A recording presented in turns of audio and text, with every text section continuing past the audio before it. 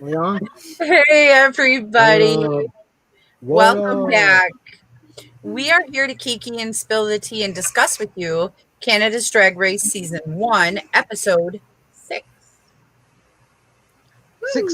Six, Nuka. And this was Star 69, 69. which didn't really come into play. Yeah, which anything. it's a confusing title because, yeah, I was expecting more. But Well, I think the Star 69, the reason it came into play, what we will discuss, was our main challenge with the law firm, the dial a number. And you remember the Star 69 was Oh, yeah. Now it makes sense. yeah, Yeah. okay. All right, that makes better sense. Yeah. That's what it is. Because I didn't know what it was either. I was like, I am one of your beautiful hosts, Irish Melly, along this ride, along with the beautiful DeWanda Hey, and everybody. that guy.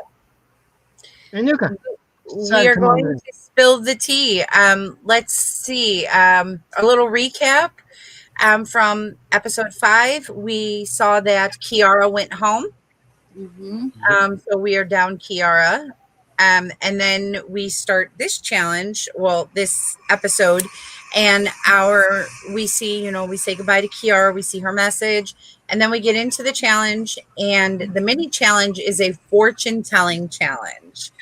And our guest for this mini fortune telling challenge was Crystal from RuPaul's Drag Race UK.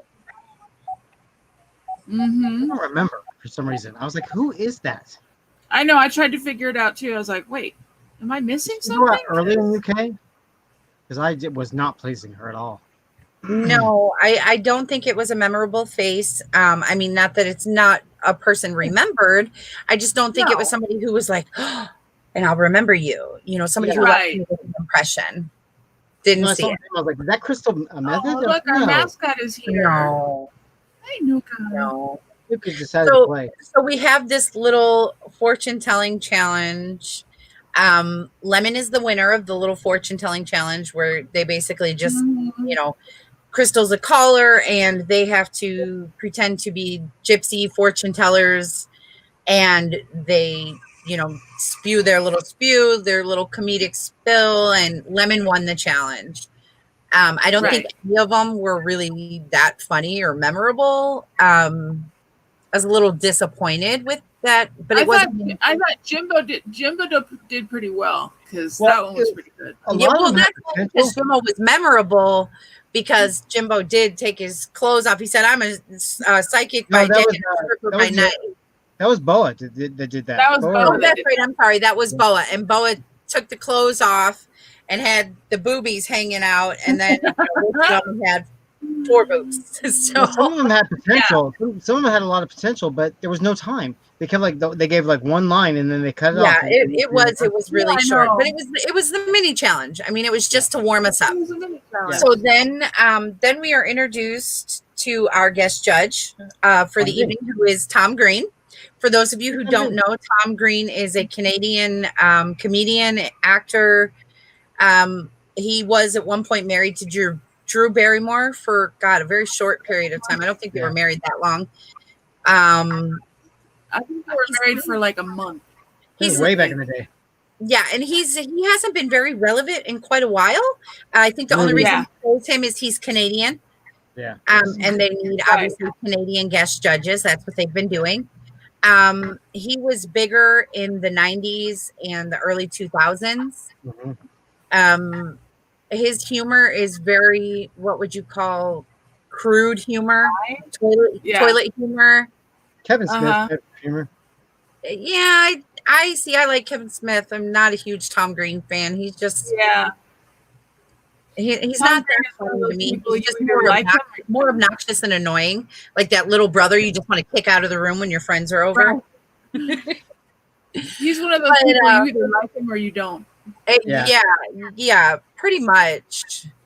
So our main challenge is drag law firm commercial challenge. They had to create their own drag queen law firm, or law firm for drag queens. Either way, it works both ways. And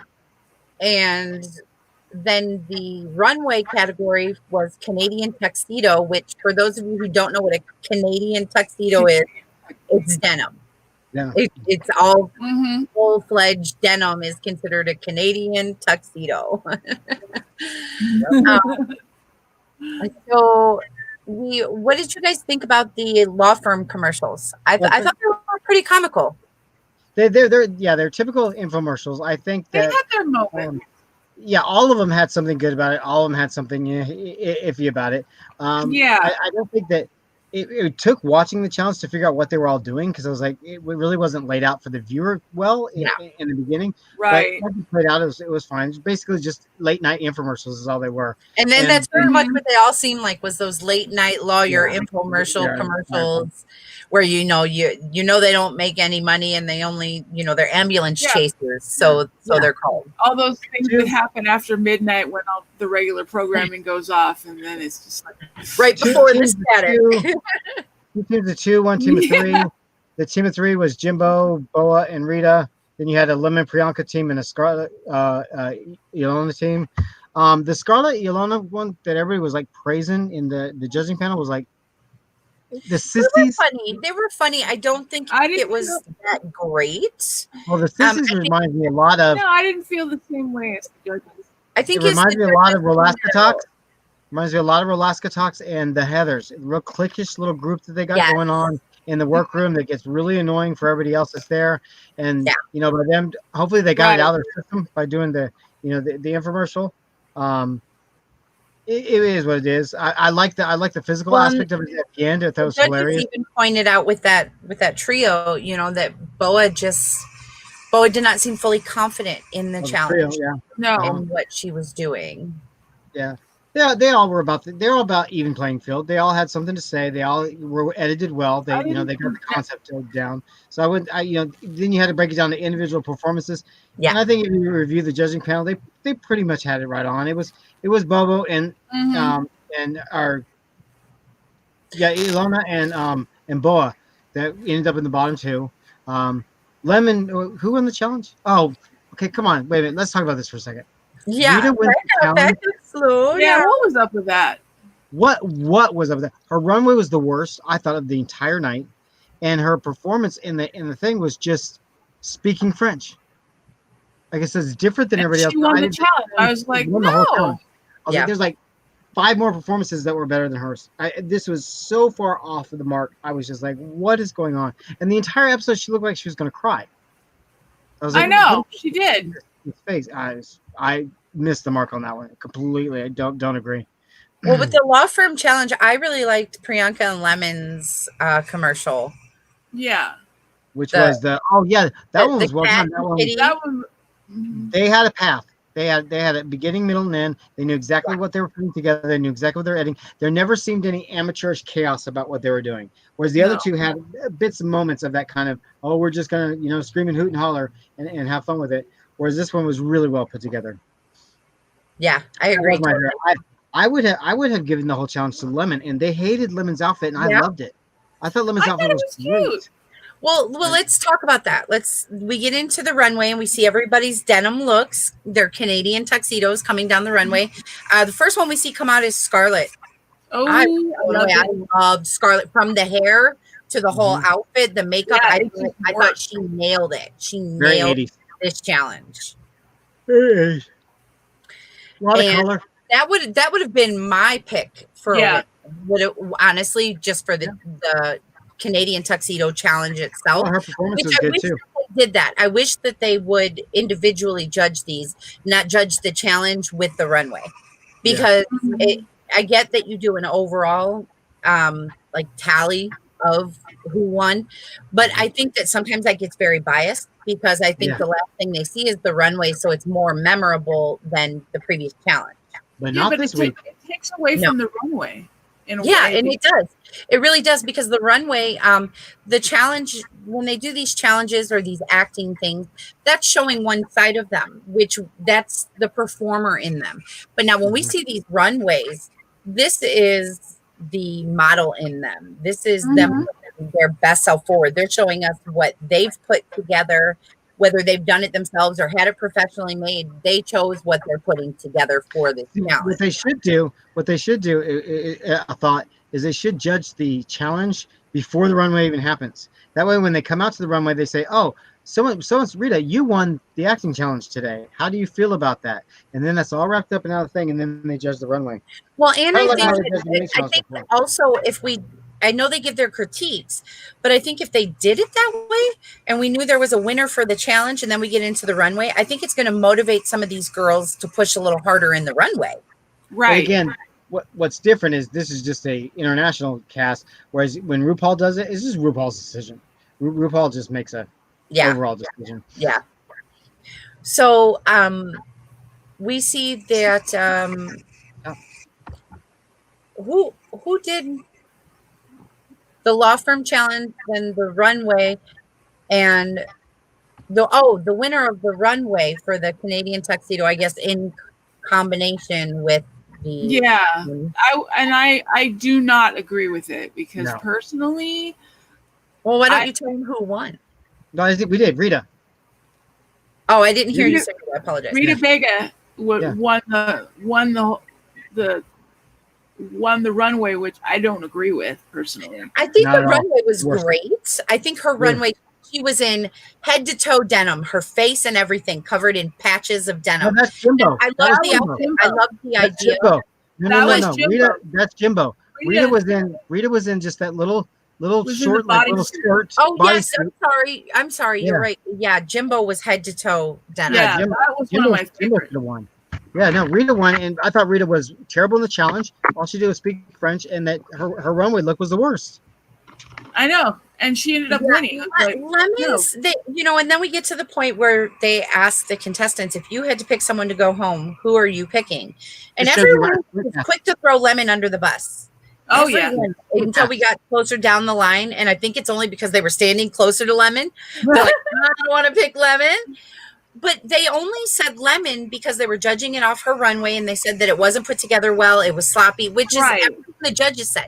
So they were basing their decisions based on what the judges said and what the judges decided.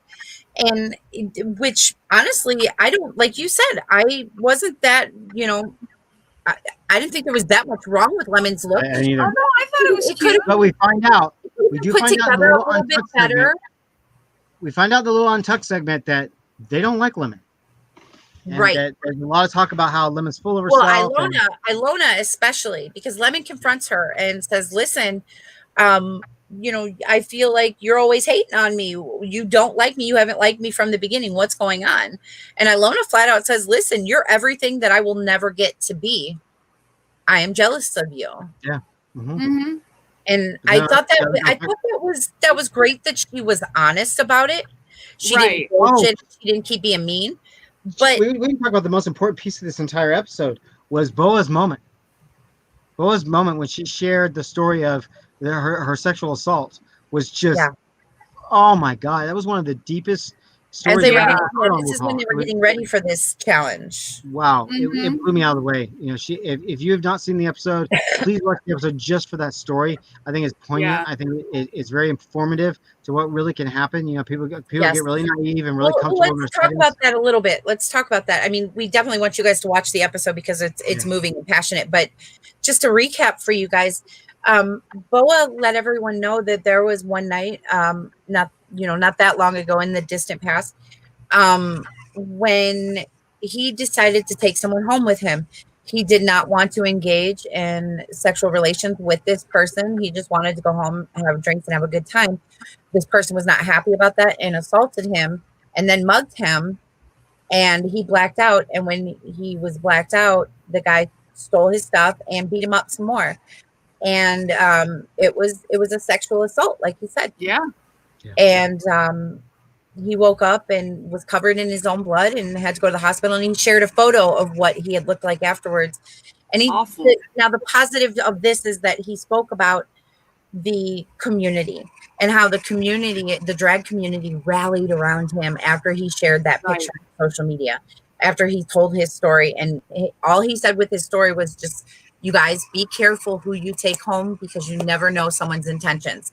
And that's great advice for anybody. Let me just say, not to mention someone at higher risk, you know, if from the drag community, the LGBTQ community, anybody like that, obviously is at a higher risk because of, you just never know. You just never know with people. You never know how people are going to react to your situation. You never know what people think they can get from you or try to take from you, whether it's physical, mental, you know, whatever. So just a fair warning, you know, just be cautious. You never know. People are naive. People get real comfortable. But the sad thing is, I knew she was going home after she told that story. I knew it. Yeah. Because usually when they give them those big moments in a certain episode, it means they're likely out the door because they give them that last chance to have that big moment. And well, it's like they already know they're leaving, and we don't even know if it was them specifically getting ready for that challenge. It looked like it that could have been edited from other footage, but they put that in. The way they edited it together and put that in was like you said, that was kind of my red flag, like, oh shit, Bo is going home.